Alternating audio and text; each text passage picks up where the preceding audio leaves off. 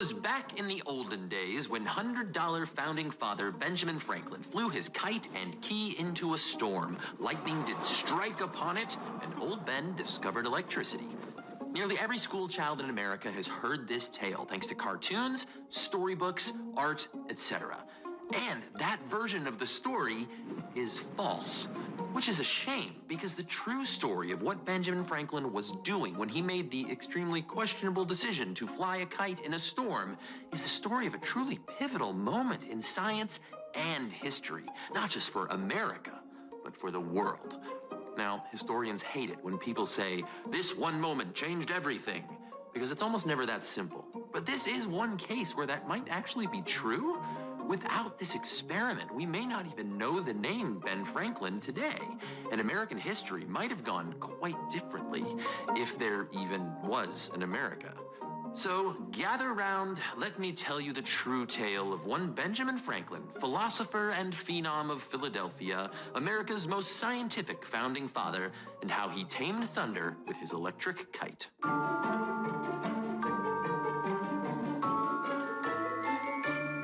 Ben was born in Boston, the 15th of 17 children to a candle-making family, a pretty good business before the whole electricity thing was figured out. Young Ben was fond of swimming, and once wowed his friends by surfing across a lake pulled by a kite, while under obvious foreshadowing. After just 2 years of school, Ben goes to work for his brother, printing news and learning how to make fun of the king, which gets his brother in trouble, so Ben takes over and becomes a hit, writing things under other people's names. But all the while, there's an aching in his heart for his one true love, science. You see, it's the peak of the Enlightenment, with a capital E, so you know it's important. See, in the early 1700s, colonists were pretty superstitious. Comet in the sky? No, that's a warning from heaven.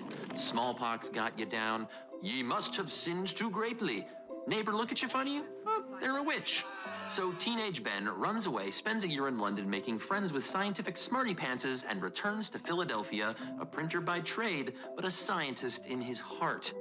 Nerds across the pond were obsessed with American flora and fauna, and Franklin became the guy who could get you what you need. In exchange, his continental cronies turned him on to Europe's hottest scientific craze, electricity.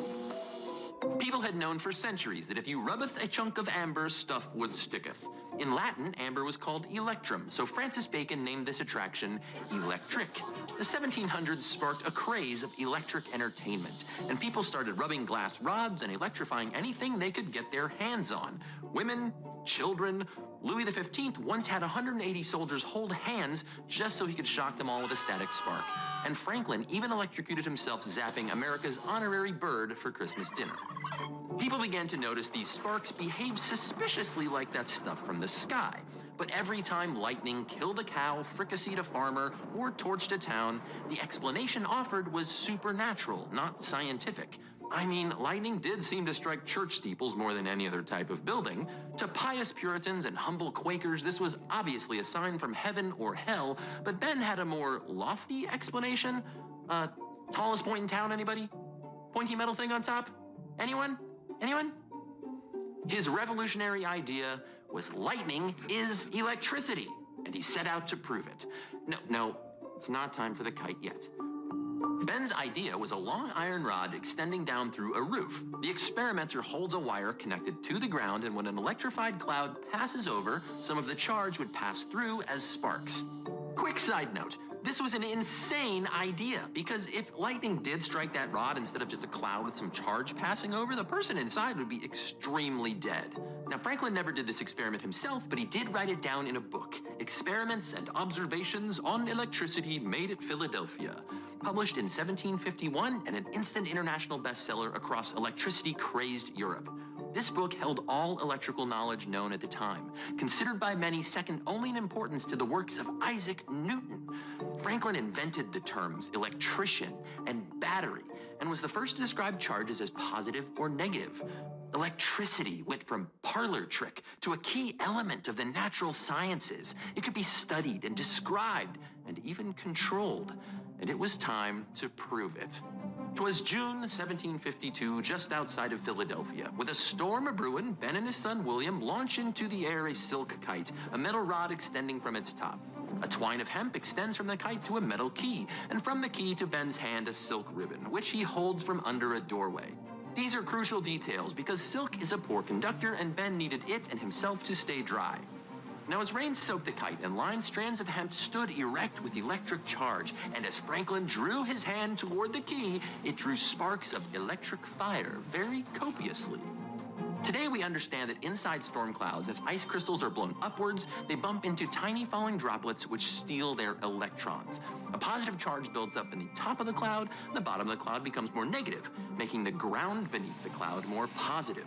If this difference becomes too great, nature, desiring cloud and ground to be perfectly balanced as all things should be, evens out the charge through a column of superheated ionized gas that we call lightning. Now, Franklin's kite and metal rod, wet from the rain, became a shortcut, so this unbalanced charge could jump between cloud and earth without lightning. Franklin himself, insulated by the silk string, became the ground wire of a giant atmospheric circuit, and the sparks he witnessed proved once and for all that thunderclouds are electrified. To be clear, Franklin's kite was not struck by lightning, because that obviously would have killed him. You lied to us, Disney. To say this was a huge deal in the scientific community is the understatement of the 18th century, because like Newton had done with gravity, Franklin had unraveled the workings of a force of nature, further unifying Earth and the rest of the universe under one set of natural laws. And this turned Franklin into an almost sorcerer-level celebrity. I mean, you think he got famous for bifocals or some stove? Ha! Here was a guy who could empty clouds of their thunder. Awards, honorary degrees, and FaceTime with the richest and most powerful people in Europe, which was about to come in handy. America tells the British where they can stick their tea, independence is declarationed, and revolution is upon us. Small problem. The British have lots of guns, boats, and money. The colonies, not so much. Solution? Ben, the electric wizard Franklin, is made minister plenipotentiary to France. His scientific fame had earned him the ear of the king, who, eager to poke his old nemesis the British in the eye without the messiness of his own war, decides to secretly fund and arm the colonists. A few Lafayettes and Yorktowns later, King George gives up and the USA becomes a thing. So let's put this all together. If Ben Franklin doesn't fly his kite, he doesn't prove thunderclouds are electrified, he doesn't become the colonial Carl Sagan, he doesn't become King Louis's bestest American friend, and France doesn't help us beat the British. You hear that, America? You're here because of science. Now it's time you start acting like it. So that's the real story of Ben Franklin and his kite. It wasn't...